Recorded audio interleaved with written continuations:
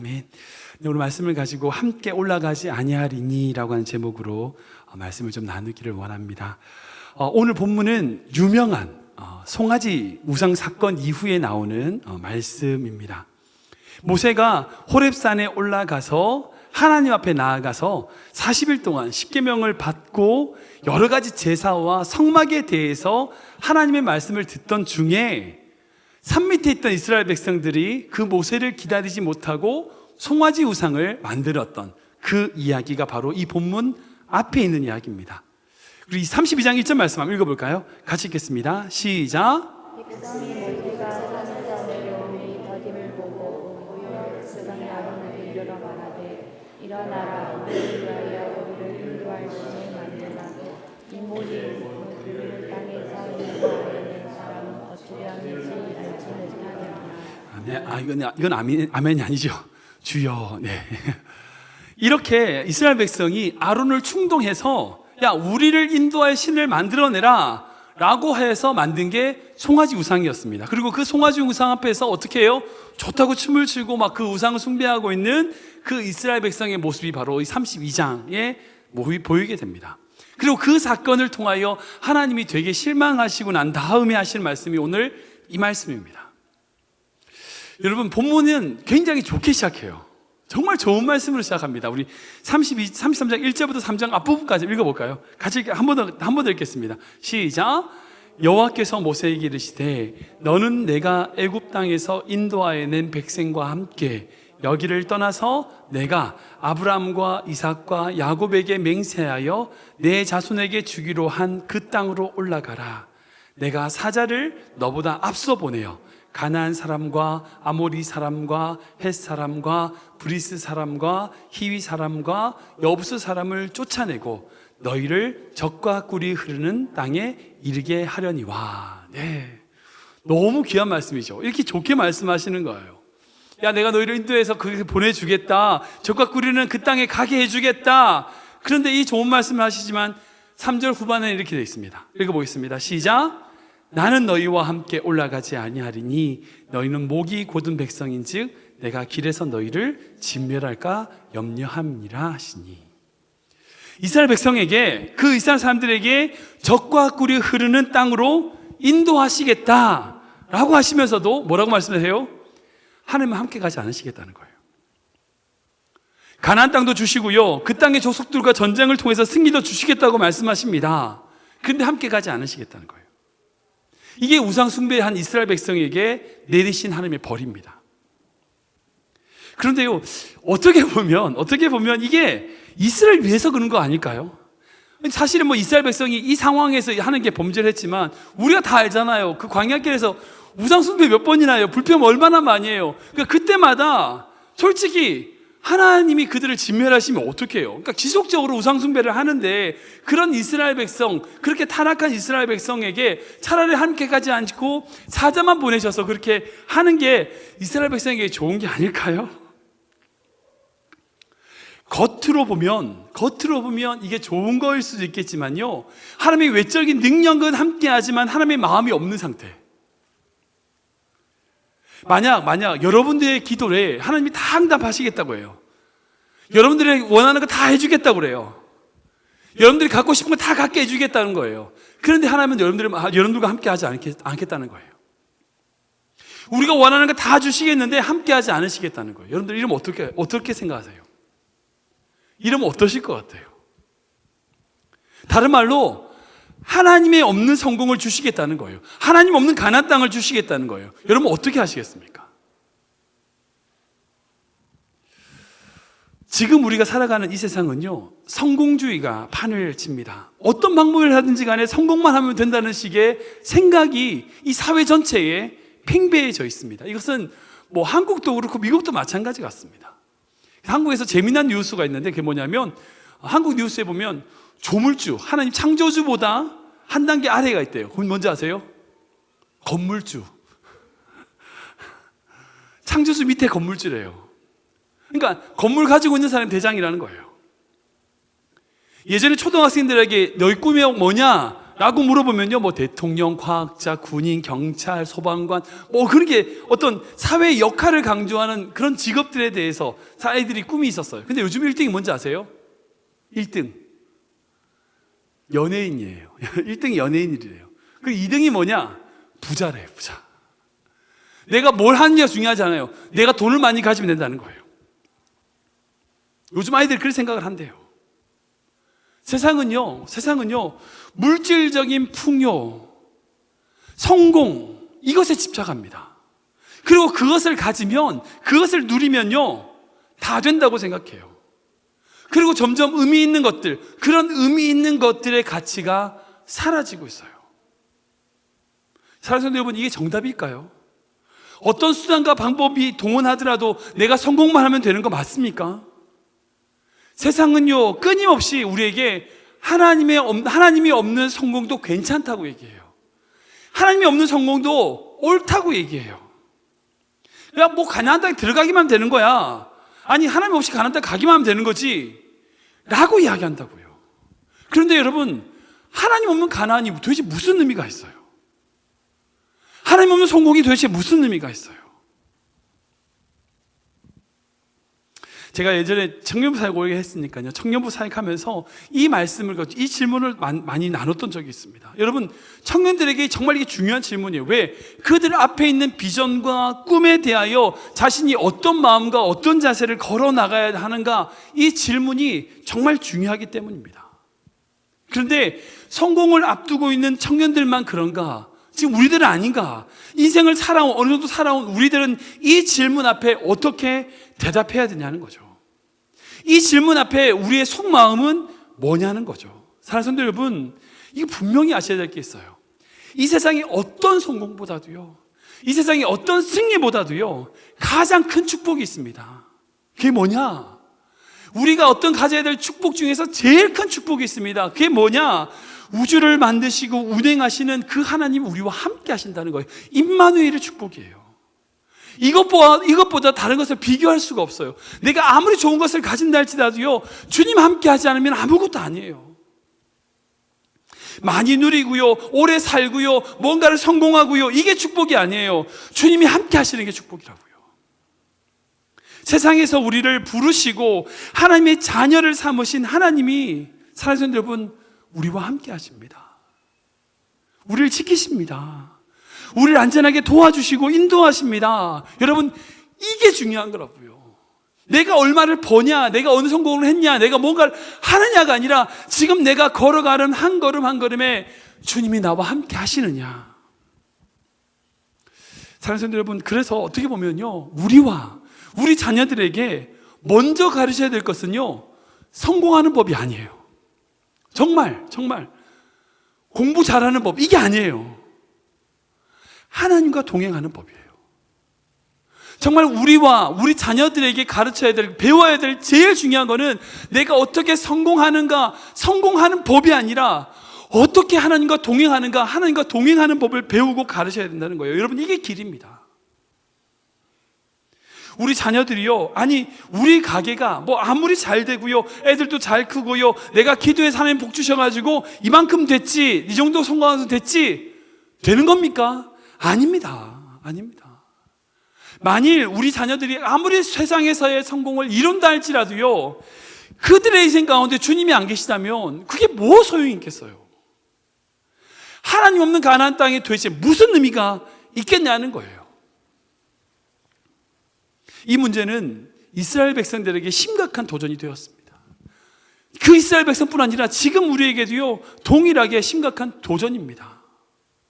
하나님은 이 이스라엘 백성에게 너희가 가나안 땅을 내가 약속했으니까 가나안 땅은 인도해 줄게. 그러나 내가 너와 함께 가지 않을 거야. 그 이야기를 해주심으로 말미암아, 나에게 중요한 것, 우리에게 중요한 것은 가나안 땅이 아니었구나는 걸 깨닫게 됩니다. 사실은 우리에게 중요한 건 성공이 아닙니다. 성공도 중요해요. 예, 분명히 중요합니다.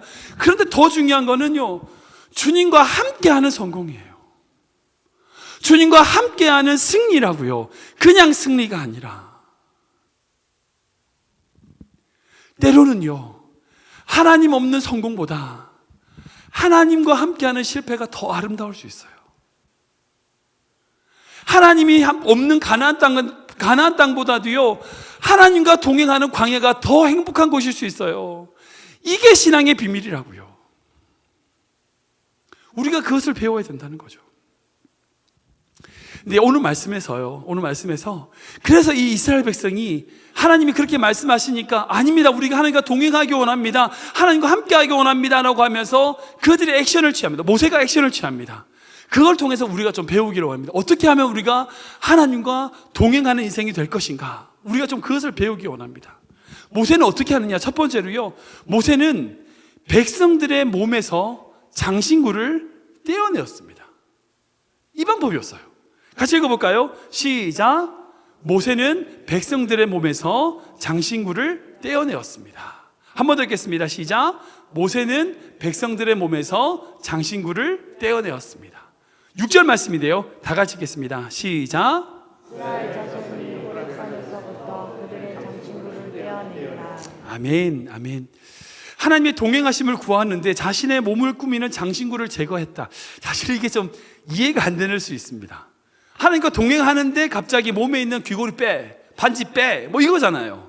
이게 좀 이해가 안 될 수 있습니다. 그런데요, 이것은 두 가지로 해석할 수 있어요. 그게 뭐냐? 첫 번째는 하나님 앞에 꾸밈 없이 나가야 된다는 거예요.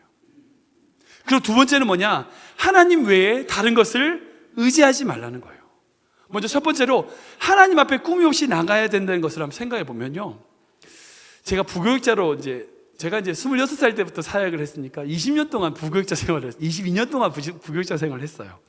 96년부터 사역을 했으니까 거의 20년 넘게 이제 부사역자로 여러 교회를 섬겼습니다. 제가 좀 큰 교회도 섬기기도 하고 몇천 명 되는 교회도 제가 많이 섬겼었죠. 그래서 많은 성도들을 상담하고 어려운 가정을 방문하기도 하고 신방하고 저는 그런 사역을 좀 했었습니다. 그런데 제가 상담하고 신방할 때에 제일 어려운 성도가 있어요.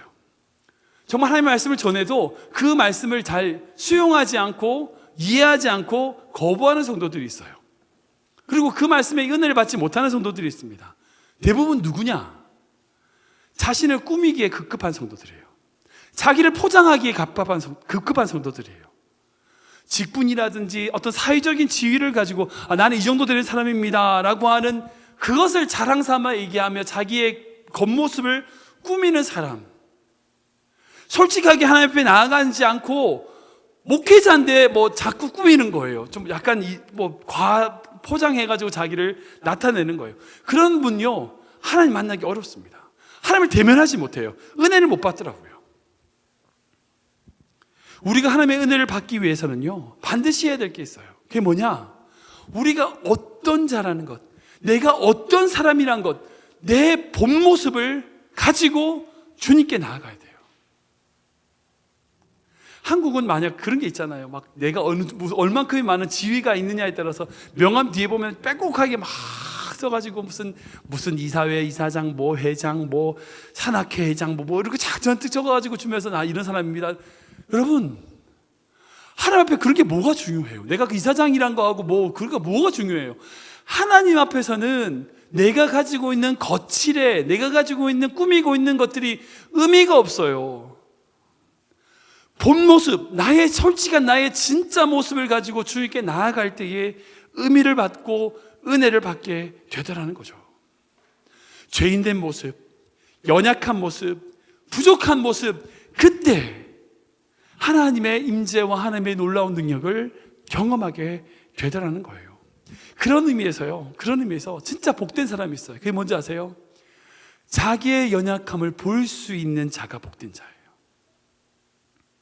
자기 부족함을 볼 수 있는 자가 복된 자예요. 여러분, 한번 주위 분들을 생각해 보세요. 우리는 다 그 사람의 부족함이 뭔지 알아. 근데 정작 그 사람은 그 자기의 부족함을 몰라. 있어요, 없어요? 그런 사람 있다고요. 주변 사람은 다 그 사람이 뭐가 문제인 걸 다 알아. 근데 정작 자기는 몰라. 여러분, 자기의 부족함을 자기가 깨닫는 인생이 복된 인생이에요. 그런 자가 하나님 앞에 은혜를 받을 수 있다는 거예요.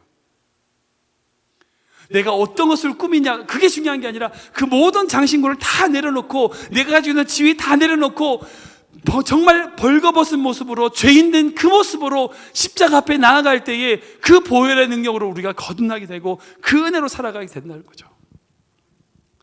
두 번째로요, 하나님만을 의지하겠다는 거예요. 그 뜻은 그 당시 역사적으로 보면요, 이 장신구라는 것이 뭐하고 연결되냐면 우상 숭배랑 연결돼요.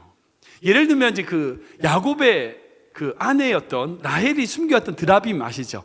우리 바이블 타임에 읽었잖아요. 야곱이 그 장인어른 그 라반의 집에서 나올 때에 그의 딸 라헬이 아버지의 드라빔을 숨겨가지고 말 안장 밑에 숨겨가지고 나오잖아요. 그 드라빔이라는 게 뭐 장식 어떤 장 같은 건데 그게 어떤 거냐면 결국 점치는 거예요. 그 라반의 우상 숭배하는 그 도구인 거예요. 마찬가지로 여기서 이스라엘 백성들이 가지고 있는 장신구라는 건요, 마치 부적과도 같은 거예요. 내가 이거 가지고 있으면 복 받아. 내가 이거 하고 나면 뭐 할 수 있어. 이렇게 자기를 지켜준다고, 내가 이거 가지고 있으면 뭐 한다고 하는 그 모든 것들을 내려놓는다는 거예요. 즉 어떤 것을 의지하지 않고 하나님만을 의지하겠다고 하는 자세인 거죠. 사람은요, 자꾸 자기를 지켜주는 무언가를 가지려고 해요. 어떤 때는 그게 권력이기도 하고요, 어떤 때는 그것이 돈이기도 하고요, 어떤 때는 그것이 얄팍한 자기의 지식이기도 해요. 그래서 자기를 보호하고 지키기 위해서, 자기를 뭐 더 가꾸고 하기 위해서 자꾸 그것을 가지려고 해요. 그리고 그것을 가지고 있으면 다른 사람보다 더 안전하다고 믿어요. 그것을 추구하는 것이 어찌 보면 인간의 본성입니다. 본 모습입니다. 우리 모습이 다 그렇죠. 저 또한 마찬가지 같습니다. 그러나 우리가 주님과 동행하고 함께 하려면 분명히 그런 것들도 준비해야 되지만 그 마음의 중심에 무엇이 있어야 되냐? 주님만을 의지하는 마음이 있어야 돼요. 주님만을 붙잡아야 된다는 거예요. 장신구를 내려놓는다는 것은, 즉 자기가 의지했던 것, 자기가 붙잡았던 것들을 내려놓고 하나님만을 붙잡겠다는 거예요. 하나님만을 의지하겠다는 거예요.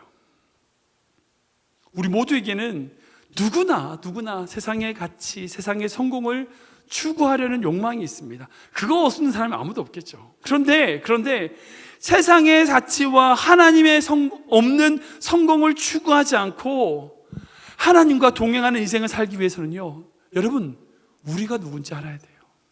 정말 가식 없이 주님 앞에 나아가야 돼요.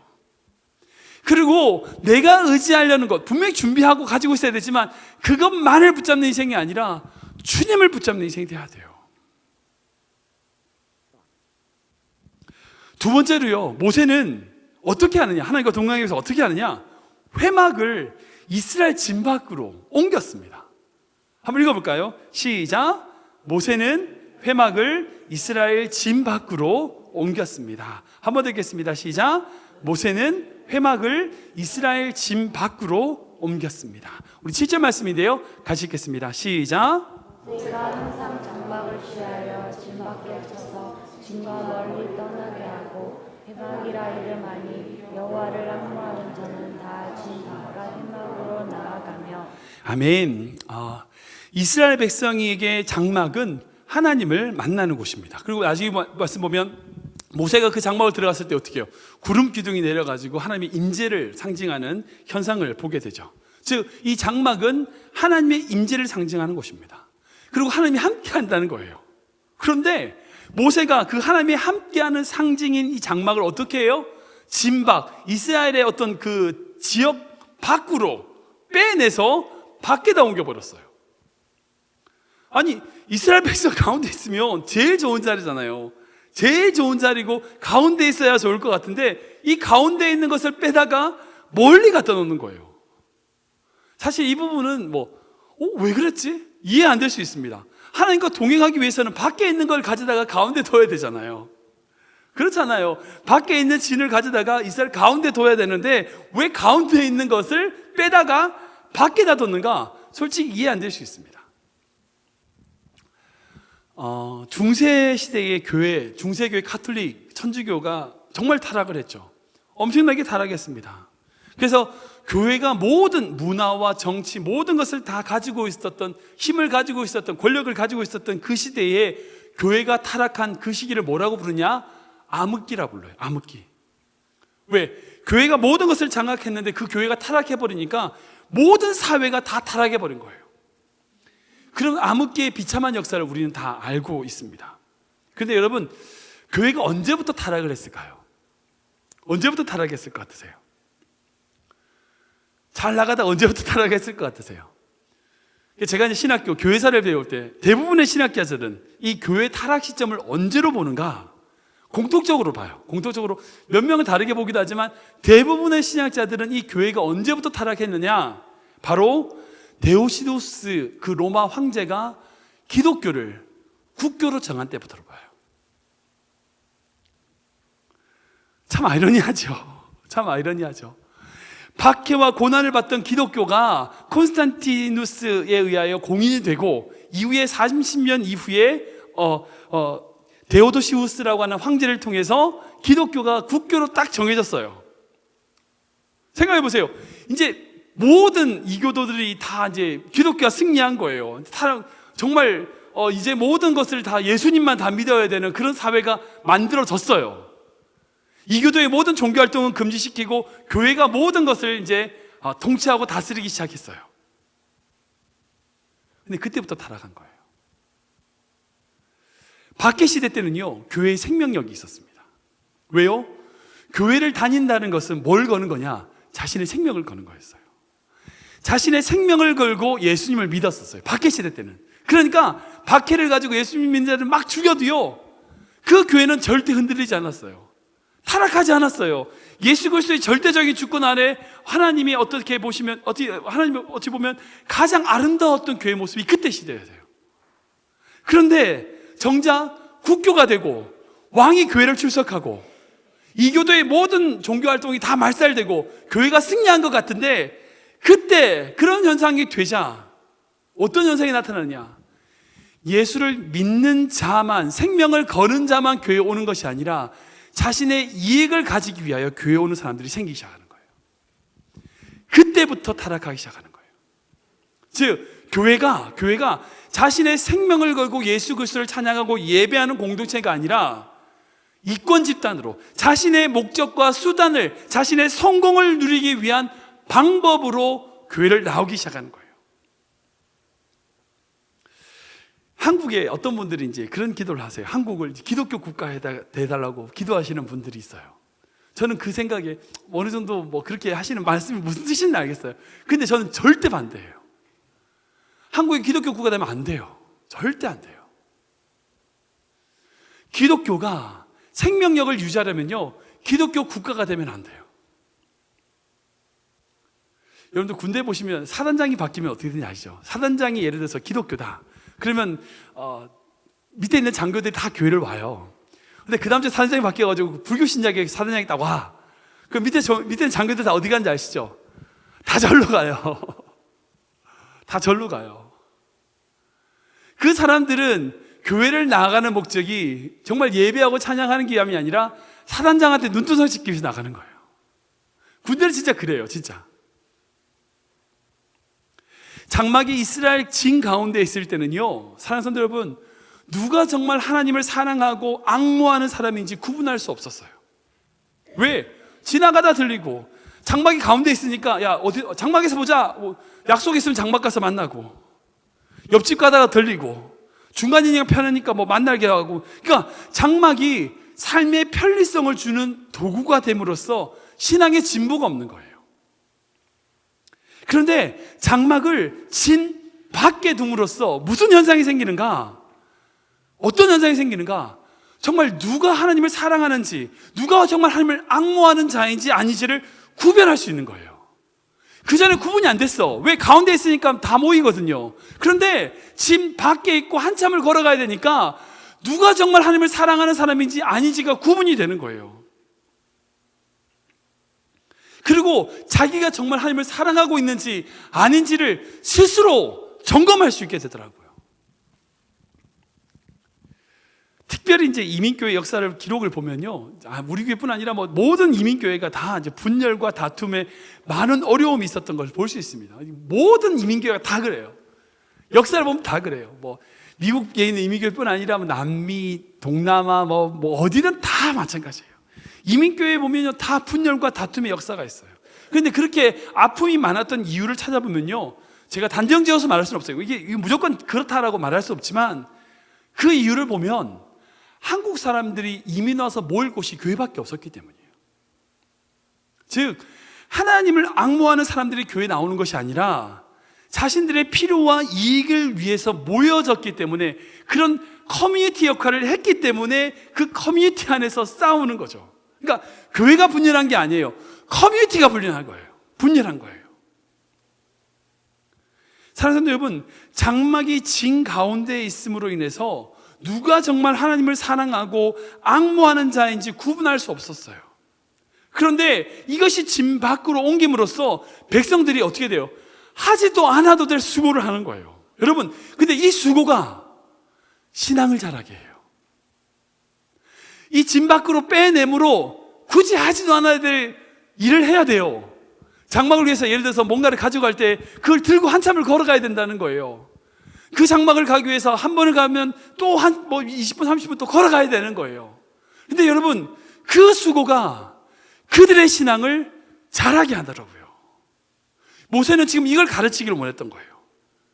모세가 지금 이스라엘 백성에게 가르치기 원했던 건 바로 그거였어요. 사랑하는 성도 여러분, 편하게 예수님을 믿으러 가십니까? 솔직히 예수님 안 믿으시는 건 아니고요. 예수님을 믿기 때문에 여러분들 하는 수고가 뭐가 있습니까? 여러분, 그 수고만큼 여러분들이 하나님을 사랑하시는 거예요. 그 수고만큼 여러분들이 주님을 사랑하시는 거예요. 모세는 지금 이스라엘 백성에게 그걸 가르치기를 원하는 거예요. 그것을 억지로 떼서 밖에 둠으로써 이스라엘 백성이 힘들지만 그 수고를 하게끔 하고, 그리고 그 수고를 해 나갈 때에 하나님을 만나는 것은 이런 거구나, 하나님과 동행하는 것은 이런 거구나 는 걸 깨닫게 하시는 거예요. 말씀을 정리하겠습니다. 오늘 말씀을 보면요, 하나님의 속마음이 보면 하나님이 좀 삐지신 것 같아요. 그죠? 너희는 가, 나 안 갈래, 뭐 이거잖아요. 약간 속 좁게 하시는 그런 것처럼 보여요. 그런 것처럼 보여요. 그런데 여러분, 이 말씀이 정말 하나님 나 안 갈래, 안 가시겠다는 말씀일까요? 정말 진심이 그걸까요? 아니요. 이후에 모세가 기도하고 그 기도를 통해서 하나님이 마음을 다시 하시고 이스라엘과 함께 동행하시고, 결국 어떻게 해요? 함께 이스라엘과 함께 가나안 땅에 들어가세요. 인도해 주세요. 그런데 왜 하나님이 이스라엘 백성에게 이렇게 섭섭하게 말씀하셨는가? 하나님의 본심이 뭔가?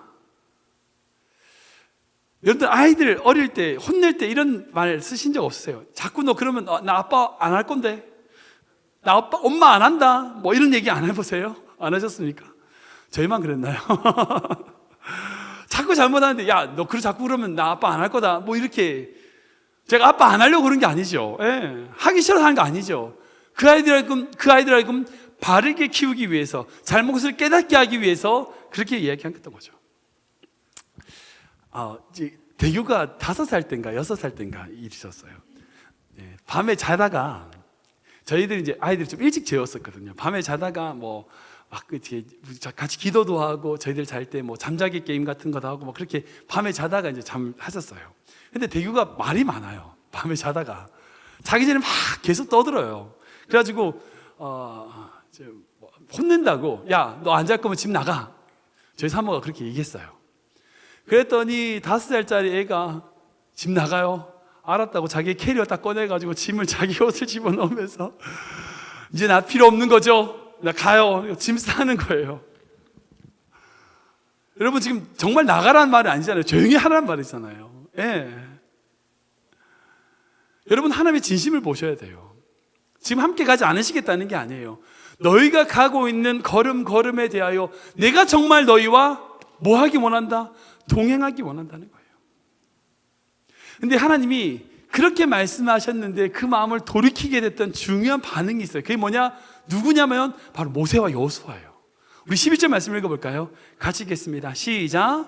하나님이 자기의 친구와 이야기한 같이 여호와께서 모세와 대변하여 말씀하시며, 모세는 집으로 돌아오나 눈의 아들 저존자 여호와의 말을 떠나지 아니하니라. 아멘. 사랑하는 성도 여러분, 하나님께서 이 모세와 여호수아를 보시면서 희망을 보셨을 거예요. 네. 그래, 모세가 있구나. 그래, 여호수아가 있지.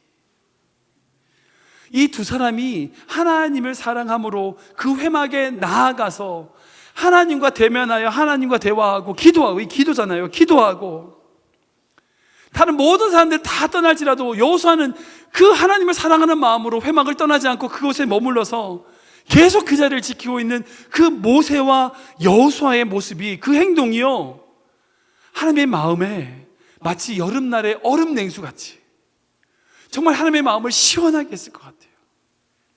사랑하는 성도 여러분, 하나님이 진짜 우리에게 원하는 게 뭘까요? 말 안 들으면 내가 어딜 하나님 안 할래, 이걸까요? 아니요. 하나님 우리에게 친구 되기를 원하시는 거예요. 우리가 항상 하나님과 함께 머물기를 원하는 거예요. 여러분, 교회에서 맨날 살라 그 얘기가 아니에요. 하나님의 마음을 품고 그 마음을 가지고 주님과 함께 동행하려는 몸부림이 있어야 된다는 거예요. 세상에 하나님 없는 성공을 추구하려고 하는 이 세상 속에서, 아니요, 하나님 없는 성공은 아무 가치 없습니다. 전 주님만 붙잡을 거예요, 주님만 함께 할 거예요 라고 몸부림치는 그 몸부림, 여러분 그걸 기뻐하신다고요. 사랑하는 성도 여러분, 지금은 사순절 기간입니다. 예수님께서 고난과 순환을 기억하며 묵상하는 기간입니다.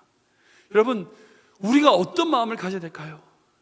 우리를 위해서 모든 것을 다 주신 그 예수님, 생명의 모든 고난을 다 당하신, 모든 고초를 당하시고 십자가에서 모든 것을 다 주신 그 예수님, 그 예수님의 사랑을 기억하고 동행하는 인생이 되어야 되지 않을까요? 그리고 오늘 본문에 나오는 모세와 여호수아처럼 주님께 간구하고 기도하고 이야기하고, 그리고 회막에서 떠나지 않으며 주님과 동행하기를 사모하고 몸부림치는, 여러분 그런 마음으로 살아갈 때에 주님이, 그래 네가 있구나, 그래 우리 클리브랜드 하는 장로교회가 있구나, 그 마음으로 기뻐하지 않으시겠냐는 거예요. 사랑하는 성도 여러분, 어디든지요 주님이 이끌어 주시면 그곳이 가나안이에요. 그곳이 천국입니다. 주님이 계시지 않으면요, 가나안은 가나안이 아니에요. 성공은 성공이 아니라고요. 주님과 함께 가야 됩니다. 정말 주님과 함께, 주님과 걸어가며, 그리고 주님이 주시는 그 비전을 따라서 희년의 그 가나안 땅으로 걸어가는 우리 교회가 되기를 주님의 이름으로 축원합니다. 기도하겠습니다. 하나님 감사합니다.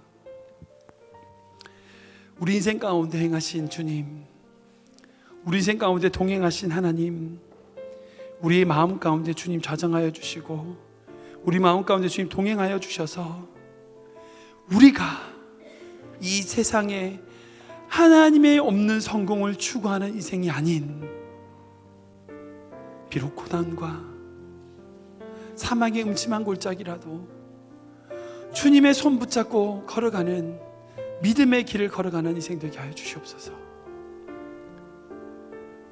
친구와 이야기함 같이 하나님과 대면하여 이야기했던 그 모세처럼 기도하는 성도들 되게 하여 주시옵소서.